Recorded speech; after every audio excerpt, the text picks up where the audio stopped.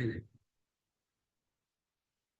네, 2교시 수업 이어서 하는데 우리 약동사를 이제 잠깐 정리를 한번 할게요.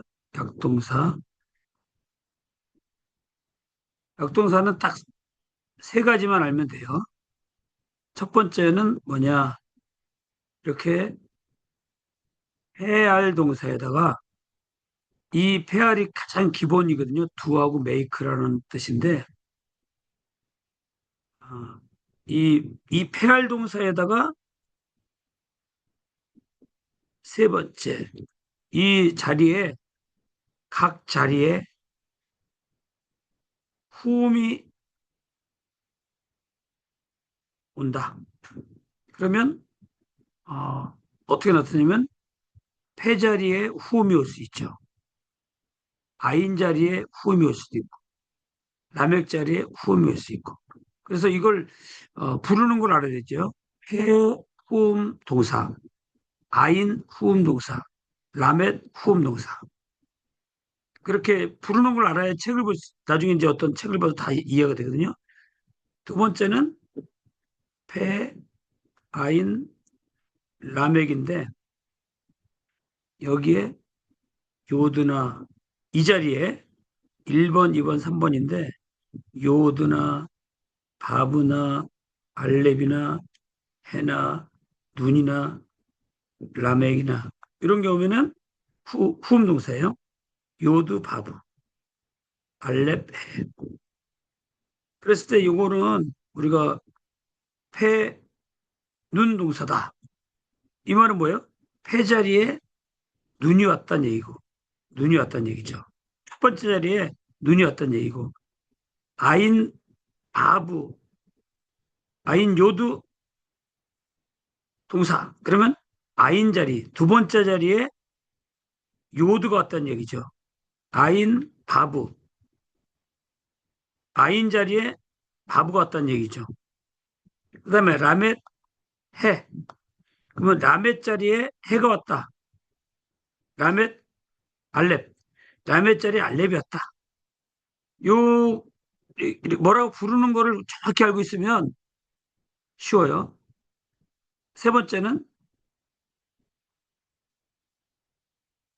요게 1, 2, 3자리인데 요 2번 자리하고 3번 자리와 같은 자음이 왔다. 그러면 이것도 우리가 약동사라고 그래요. 그래서 요거를 뭐라고 부르냐? 아인 더블 동사. 아인 동사. 이 두 가지 말을 같이 알고 있으면 좋아요. 아인 자리에 더블이죠. 여기에 베트가 왔어. 카프가 왔어. 자인이 왔어. 이렇게 두 번째 자리하고 세 번째 자리가 같은 자음이 왔어요. 같은 자음. 그럴 때 이거를 우리가 약동사라 그래요. 그래서 약동사는 변화무쌍하다. 막 변해요. 불규칙이니까. 그러니까 애울 필요가 없어요. 원리만 알고 약동사가 이렇게 어떤 게 약동사다. 따다닥 세 가지만 딱 기억하면 돼요. 다시 한번 얘기하면 1번은 이 세 자리에 각각 후음이 왔다. 알렙이라든가 해라든가 헤트라든가 아인이라든가 이 네 가지 단어가 네 가지 글자가 각각 한 자리라도 있으면 그건 약동사예요. 두 번째는 이 자리에 폐 자리에 아인, 바브, 알렙, 해, 눈, 라멕 이런 게 오면 약동사예요. 아인 자리에 요드나 바브가 오면 약동사예요. 라멕 자리에 알렙이나 해가 왔다. 약동사예요. 이렇게 아시고 세 번째는 두 번째 자리, 세 번째 자리가 자음이 같아. 약동사예요. 그리고 이거를 아인 더블 동사, 아인 동사 이렇게 부른단 말이죠. 그러니까 어떻게 부르는지 이게 왜 약동사인지 이런 것만 알고 있으면 이제 문장에서 뭘로 바뀌어 있다 그러면 이거 약동사이기 때문에 이렇게 바뀌었구나. 그렇게 이해하고 있으면 되는 거지. 이걸 약동사를 막 예문을 통해 가지고 계속 따져보고 막 하면은 시간만 많이 가고 이해가 안 돼요. 그건 어떻게 보면은 시간 낭비죠. 이해를 다 못해요. 왜냐하면 이게 일정하게 변화되는 게 아니기 때문에 말 그대로 변화무쌍하게 바뀌어버려요. 그러면은 우리가 이해할 적에 아 이거 약동사이기 때문에 이렇게 바뀌었구나 하고 우리는 성경을 보면 되는 거예요. 그렇게 해서 이 약동사를 이세 가지로 딱 정리해서 머릿속에 넣으시면 어떤 약동사가 와도 뭐 이건 히브리어하고 아람어 거의 같이 움직이기 때문에 같이 이해하면 좋겠어요. 그래서 히브리어와 아람어가 이 네. 그리고 이제 어 다음 시간에 하겠지만 우리가 이제 히브리어에서는 우리가 코타티브라고 있고요. 저시브라는 게 있어요. 그래서 요 원리가 아람어에서는 이 형태가 바뀌지 않고 그냥 문맥으로 이제 되어지는데 다음 시간에 이걸 별도로 정리를 해드릴게요. 히브리어하고 아람어하고 비교를 해가지고 그래서 이 코타티브는 뭐고 저시브는 뭔지 요거하고 아람어가 어떻게 문맥으로 해서 이해가 되는지 요거는 다음 시간에 정리를 해드리겠습니다. 자, 오늘 이제 이 시간에는 이제 거의 우리가 이제 기본적인 문법의 흐름은 이렇게 흘러간다는 걸 원리를 거의 깨달았어요. 좀 약간 안 배운 것들이 있지만 그거는 이제 좀 그 해 나가면서 같이 잡아 나가면 되니까 아직도 몇 주 남았으니까 해 나가면 되고요. 그러면 이제 우리가 그 구문론에 있어서 구문론은 문장 구조를 파악할 줄 알아야 돼요. 문장 구조를 파악을 해서 지금 내가 이제 예를 들어서 아람어는 창세기 31장 47절, 예레미야 10장 11절, 에스라 4장 8절로 6절, 18절. 그다음에 이제 다니엘서 2장 4절 하반절부터죠. 7장 28절. 요 네 곳이 한 200여 절 돼요. 200절. 절수로 치면 200절 정도 되는데 이게 아람어예요. 아람어로. 아람어로 돼 있고 또 어떤 사람은 이제 뭐 마태복음에 아람어로 돼 있다. 요한계시록에 아람어로 돼 있다. 예수님 아람어를 많이 쓰셨다. 그런 설도 많아요. 그러니까 요 구약에는 일단 요 네 가지지만 신약에서도 아람어가 많이 나오잖아요. 그러니까 아람어를 통해서 이제 성경을 봐야 되고 또 아람어로 된 성경이 이제 페시타라고 있는데 페시타를 우리가 시리학이라고 그러는데 시리학 성경으로 그 신약 성경이 돼 있어요. 그걸 페시타라고 해요. 이것도 우리가 아람어를 공부하면 어느 정도 이렇게 이해할 수가 있어요. 그래서 아람어 공부가 괜히 공부한 게 아니라 엄청 중요해요. 그러니까 히브리어가 구약 성경이고 헬라어가 그리스어로 돼 있다면 아람어는 어떤 면에서는 전체적으로 중간중간에 다 들어있다. 이렇게 볼 수가 있겠죠. 그래서 이제 이 아람어가 기록된 이런 부분들을 문장 파악을 어떻게 할 것이냐. 이게 이제 구문론이거든요. 구문론에 있어서 우리가 어, 어떤 형식을 바르냐면 이제 예전에는 그냥 주어, 동사, 목적어, 보어 찾아보자. 그리고 영어식으로 이제 오형식을 빌어서 헬라어하고 히브리어하고 아람어를 이 오형식에 근거해서 문장 구문을 많이 파악을 했어요. 그러다 보니까 이 오형식에서 잡아주지 못하는 문장 구조들이 많이 있어요. 그래서 이제 우리가 어, 만들어낸 게 있는데 그것이 뭐냐면 팔구조라고 하는 거죠. 그래서 우리가 팔구조 원리 아람어예요.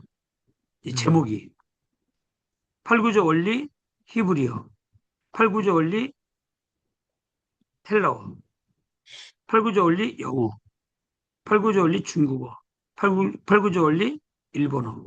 팔구조 원리 라틴어, 팔구조 원리 독일어.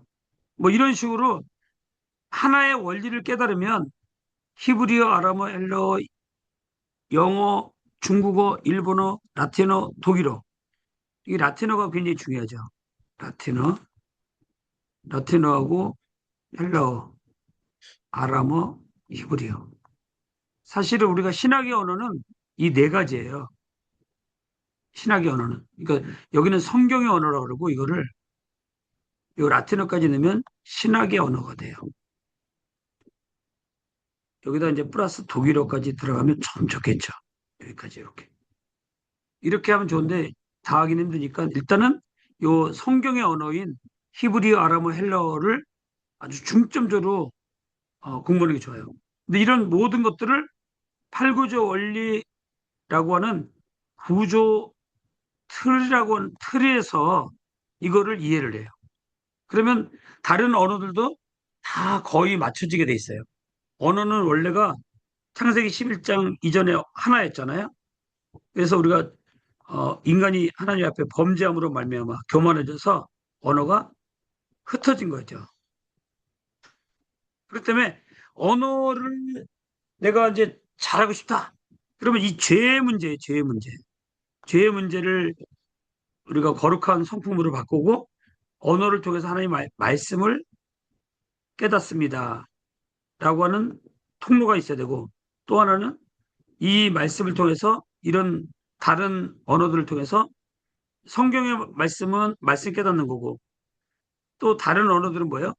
신학을 합니다. 또 다른 건 뭐예요? 선교를 합니다. 그렇게 되겠죠. 네, 신학 공부를 더 논문을 쓰거나 깊이 하겠습니다. 말씀을 깨닫습니다. 이 성경 언어를 통해서. 또 라틴어나 독일을 통해서 신학을 제대로 하겠습니다. 그 다음에 이런 일본어, 중국어, 뭐 다른 언어들이 있어요. 그런 언어들 통해서 선교하겠습니다. 이렇게 세 가지 언어로 발달되는데 일단 죄의 문제를 해결하고 들어와야 돼요. 그래야지 하나님께서 지혜를 주셔서 이것들을 다 이해할 수 있도록 지혜를 주셔요. 그래서 그 지혜로 나온 게 팔구조 원리 원어예요. 원어. 그래서 팔구조 원리 언어는 8가지 구조 체계로 모든 언어를 이 틀에 맞춰서 해석을 한다 이거예요. 그러니까 그 원리를 알아야 거기를 해석할 수 있고 내가 이제 다음 아람어 구문론 문장을 놓고 이제 해석할 적에 설명을 할 적에 무슨 말인지 알아들어요. 근데 이거를 모르면은 이제 이해가 안 되는 거죠. 그래서 이번 이제 나머지 시간들은 이거하고 나머지 문법 안 한 걸 같이 나가는데 이 팔구조 원리 구조를 이해를 해야 돼요. 구조를. 자, 그러면 이것은 뭐냐?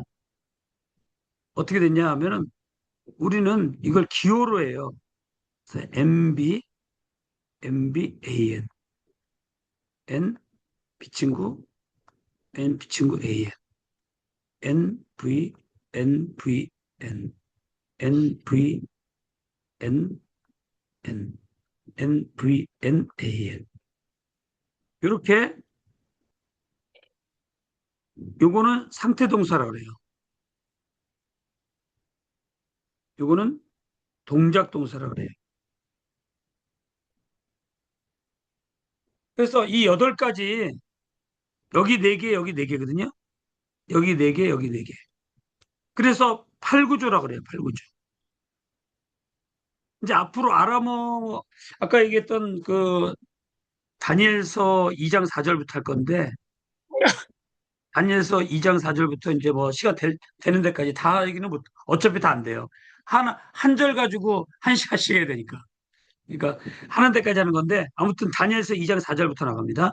그런데 이 구조 문장 구조를 해석할 적에는 이 8가지 구조로 해석한다는 거죠.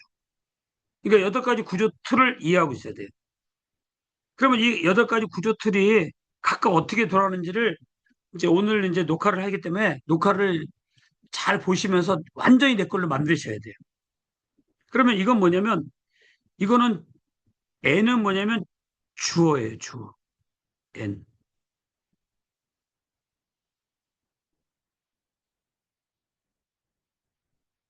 주어.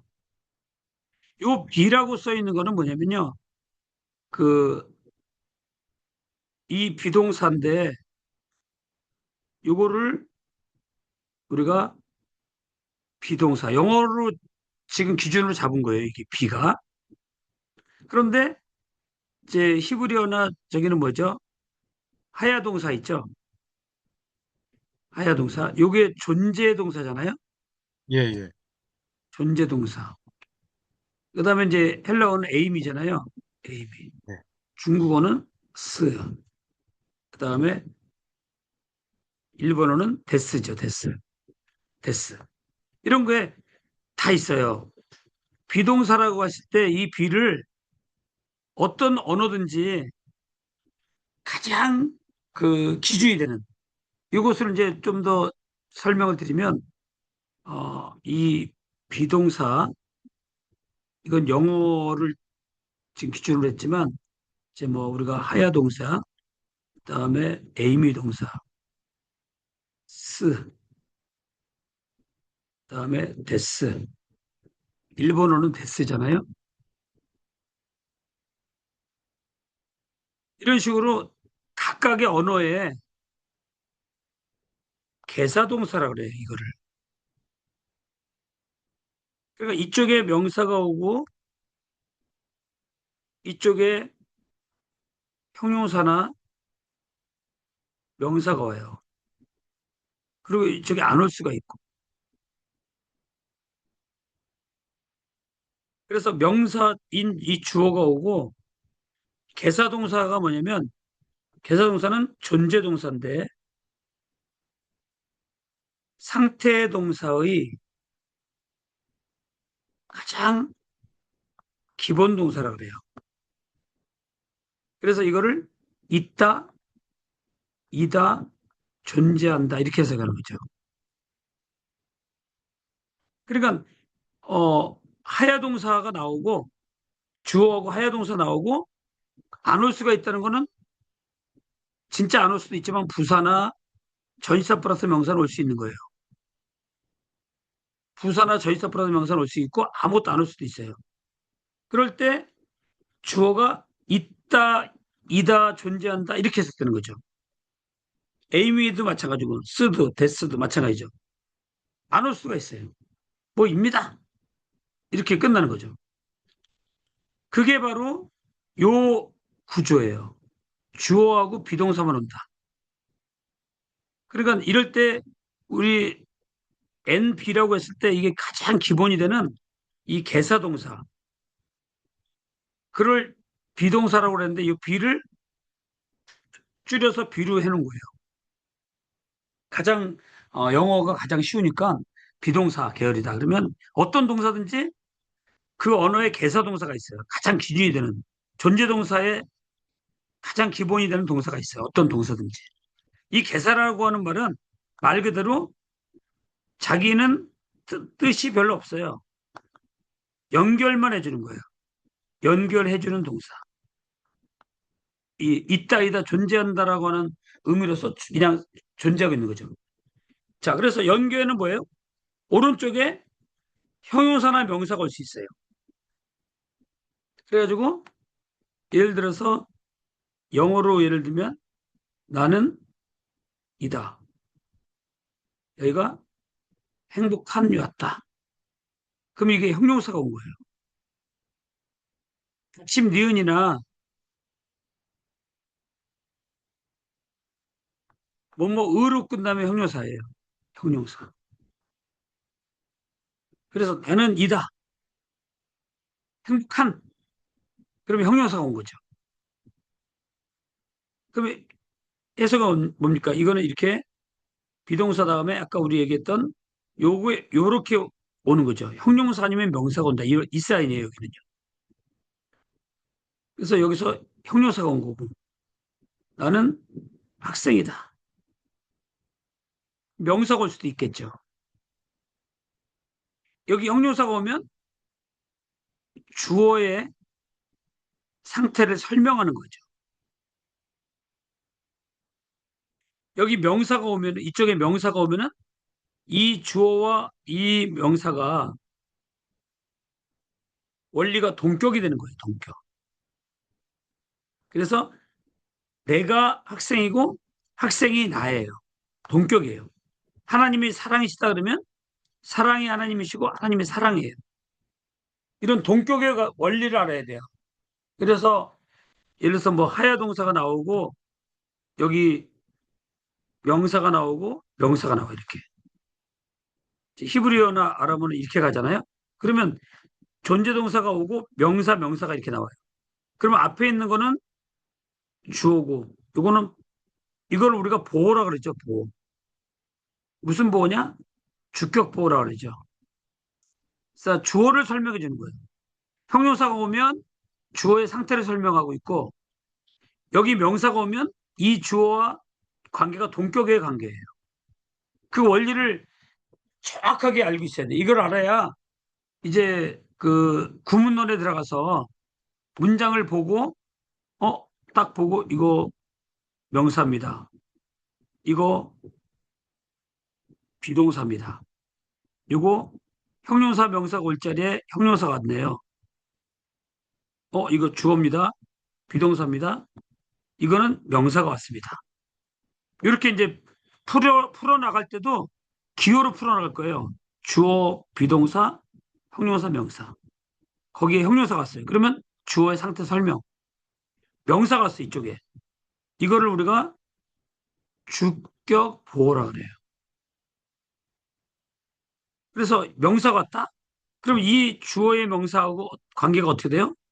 동격의 관계다. 그래서 나는 행복한, 나는 학생, 이 자리에 형용사가 왔는지 명사가 왔는지를 발견해내야 돼요. 그래서 구조화 시키면 NBAN이라고 하는 구조가 나와요. 그래서 여기서 형용사가 올 수도 있고 명사가 올 수도 있다. 이런 사인이에요. 그러면 이제 이 두 구조가 끝난 거죠. 근데 여기서 중요한 것은 뭐냐면 이거예요. 이 구조가 이렇게 있는데, 아이고,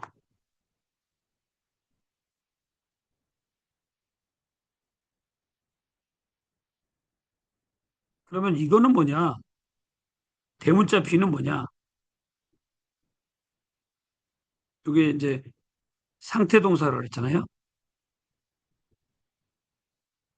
상태 동사가 항상 이렇게 네 가지 모습으로 나타나요. 그러니까 오형식은 뭐 그냥 주어 동사, 목적어, 주어 동사, 보어 이렇게 나와버리잖아요. 오형식에서는. 그러니까 이게 다섯 가지밖에 안 되니까 정확히 못 잡아져요. 상태 동사, 동적 동사를. 그러니까 주어 동사, 보어, 주어 동사, 목적어 뭐 이런 식으로 나가기 때문에 이거는 좀 구문론에 있어서 굉장히 약해요. 그래서 8가지로 가야 돼요. 8가지로. 원리로. 그래서 두 번째 해당하는 이것은 뭐냐? 요 대문자 B는 뭐냐? 아까 얘기했던 기준 상태 동사 외에 다른 상태 동사를 대문자 B로 쓰고 이거를 우리는 뭐라고 이름 붙였냐면 비친구 동사다 이렇게 이름 붙인 거예요. 우리만 쓰는 거예요. 이건요. 좀 애매하지만 어, 이 구문론을 정확하게 이해하기 위해서 우리가 팔구조라고 하는 특별한 공부를 하는 거예요. 우리만 알고 있는. 그래서 기준 상태 동사는 뭐예요? 하야 동사 같은 거죠. 에이미 같은 거죠. 이런 동사 말고 뭐 헬라어는 기노마이 같은 거 있죠. 뭐뭇이 되다. 영어로 비칸 같은 거. 이런 동사들이 있어요. 그렇죠? 그다음에 이런 동사들을 상태 동사인데 동작이 아니에요. 그런데 기준 상태 동사가 아니에요. 하야가 아니야.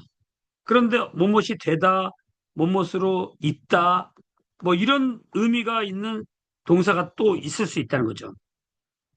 그런 동사들을 우리가 이렇게 대문자 B로 표시한 거예요. 요거는 우리가 어, 기준 상태 동사, 왜 모든 상태 동사를 비친구 동사, 이건 비동사라 그러고 비동사라 그러고 이걸 비친구 동사라 그래요. 이거와 똑같이 같다. 그래서 여기도 보시면은 어때요? 아이고, 여기가 AN이잖아요. 여기 비동사하고 여기 없죠? 비친구 동사, 상태 동사도 여기 없죠? 여기 비동사 다음에 형용사 명사 오죠? 여기 비친구 동사, 요거 다음에 형용사 명사 오잖아요. 요거를 이제 다시 좀 크게 해보면 주어, 비동사, 주어, 비동사, 형용사 명사, 주어, 비친구 동사, 주어, 비친구 동사, 형용사 명사. 이렇게 온다 이거예요. 그러니까 여기는 진짜 이거는 하야 동사 같은 거죠.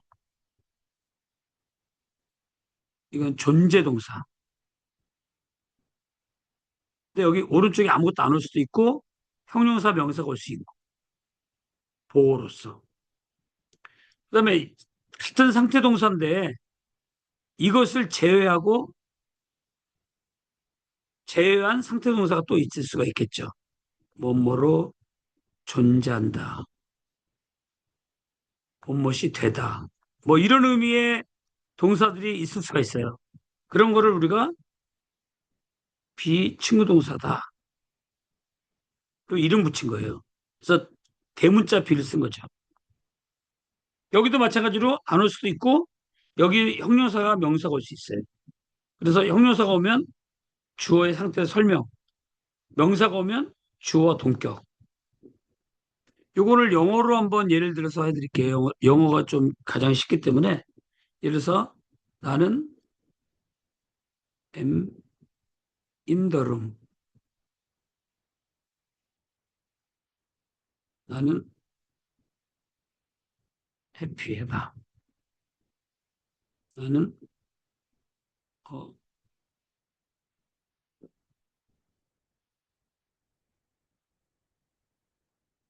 선생이다.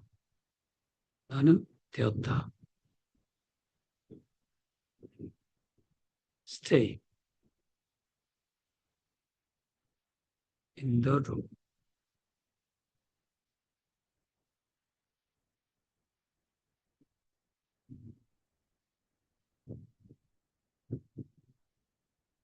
요 영어로 지금 예를 드는 겁니다. 자, 나는 이다. 비동사 왔죠? 그다음에 인도롬은 뭐예요? 전치사 플러스 명사. 우리가 전치사 플러스 명사하고 부사는 앞으로 가르칠 거예요. 이렇게. 히브리어든 아람어든 헬라어든 전치사 플러스 명사가 나오면 무조건 가로. 부사가 나오면 가로. 이렇게 치고 나면 이런 구조들만 남는 거예요. 해석할 수가 있어요. 정확하게. 그래서 이렇게 하는 거예요. 전치사 플러스 명사 부사는 가로치고 구조를 본다. 근데 이번에는 비동사가 왔는데 형용사가 온 거죠. 이번에는 비동사가 왔는데 명사가 온 거죠. 이번에는 동사인데 무슨 동사냐면 stayed 머물렀습니다. 비동사는 아니잖아요. 근데 상태 동사예요. 인더룸 전치사 플러스 명사. 그는 나는 되었어요. 의사가 됐어요. AN에 이거는 명사가 온 거예요.